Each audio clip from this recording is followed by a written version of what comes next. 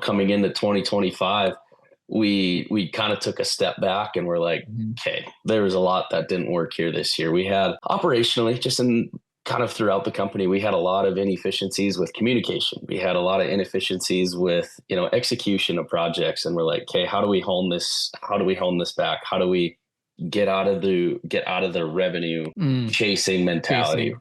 Yeah. And so we got rid of quite a few team members, and we really kind of focused on where our weak points were and then finding the right people for those areas. We still need to invest a lot into learning certain things with, having these guys learn certain things throughout. But I think where we are now, I mean, we're tracking very similar of what we were last year in revenue, but we're so much more efficient just Yeah. because we're aligning things where they need to be.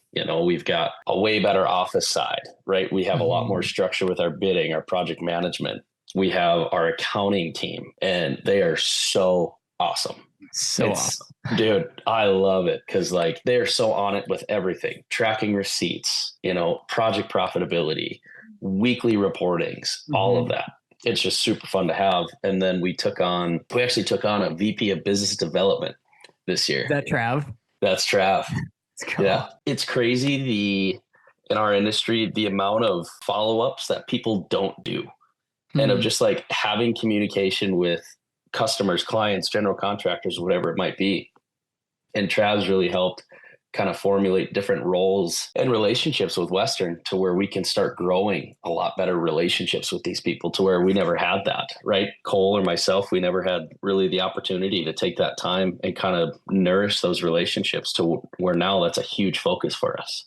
Yeah, it's interesting you say that too. We went through a similar shift. I 2 months ago, I gave up all of our selling at Phaser. Like I don't Mm-hmm. sell anymore. And with Travis in this role, as you were talking about with you and Cole, you guys can't give it the focus that these relationships deserve. And that's what I Right. wrote down because it yes, you can still be there. You can still build these relationships as the owner, but you're also pulled in so many other ways that to Mm-hmm. have somebody that follows up with these projects, with these relationships that can at the drop of a hat be there for anything. I mean, Yep. that is huge. Correct me if I'm wrong too, but I don't see that a lot within construction at the smaller construction level is like No. a business development or a VP of business development. Dude, you don't see them. I mean, I know $100 million companies where the owner's still doing that, which great. If you can Yeah. do that and you have those relationships, do it. But for a starting out company to where we got such a big reach, it's nice to have kind of someone in that forefront to be, checking in with people, following up for bid tabs, seeing where we landed, contacting these general contractors. Hey, do you have anything coming up? We're looking at our bid schedules. We want to make sure that we're kind of aligning with the right projects Yeah. and so on. And just like the presence is really cool. Yeah. There's a story we took on this. It's a truck stop in Fargo that we won the bid on, and Trav put together our whole like we call it like our presentation or portfolio packet of like who Western is, what projects we've completed. We have like our certificate insurance, our Mhm. bonding, our EMR rates, and kind of all encompassing of what Western excavation is. And so that's what won us that project with that general contractor. We've never done any work with them, but they said they were most impressed with our presentation. So we won it. Trav, he went up to Grand Forks because this is where this company is based out of the ownership group.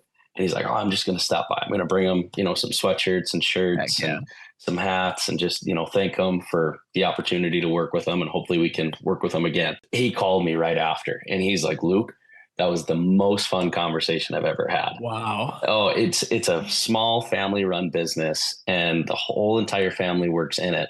It's called Northdale Oil. They're a oil and gas company out of Grand Forks, and they're putting up kind of these C-store truck stops kind Yep. of throughout the Midwest. And the owner just loved talking to Trav.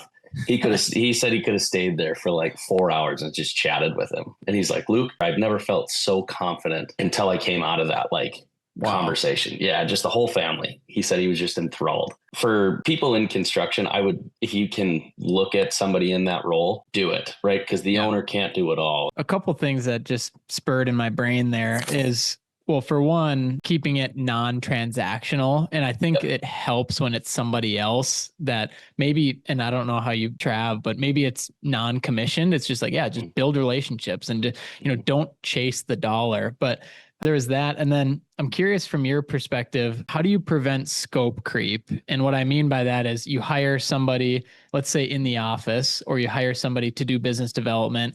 How do you prevent from stretching them thin of like, hey, jump in the dozer, hey, go run this to the office, hey, go do this and that, and having them do jobs that kind of stretch them thin, if you know what I mean? So how do you keep them focused on the role you hired them for? You hire them for the role that you're looking for, not the role that you might need to fulfill, right? Mhm. Trav has never sat in a piece of equipment, so there's no way in hell I would trust him on a job site. True. So True. that eliminates that. But I mean, it could go both ways, right? But Yeah.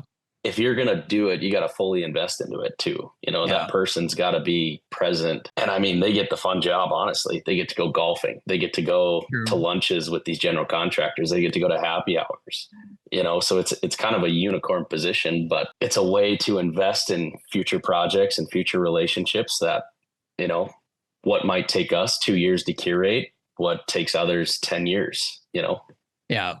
Yeah. And you'd mentioned your office and your accounting team, and how huge is that to have people in your company that you trust? And what I wanted to ask you is, did you have, when you first started bringing in team members into the office, did you have any troubles relinquishing some of that trust to Oh, the dude. Oh, office yeah. staff? Yeah. I still do. Like Yeah. Carmen is this badass lady, and she'll be like, Luke, fucking knock it off.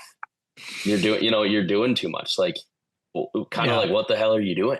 Yeah. And so I love that about her. She kind of calls me out on my bullshit, which I need. So, That's and good.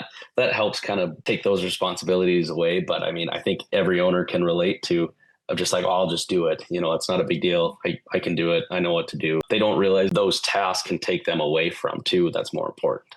Absolutely. And also too, it's, you want to, in my opinion, as an entrepreneur and a business owner, you want to gradually improve, and it's not just Yeah. going to happen overnight. And so I think that is also how you can get in trouble, is if you just let everything go one day and just say, here, you take it, I'm not going to look at it. So I think just like, it should be hard to relinquish a lot of these responsibilities with whoever you hire, but it should be gradual. And like, here, take these responsibilities. Okay, now that you've done really well in those or perfected those, okay, now we're going to go to the next one. And then you start to clear up your plate a little bit just to add more stuff on, which is the Correct. life of a business owner, which is why it's so exciting.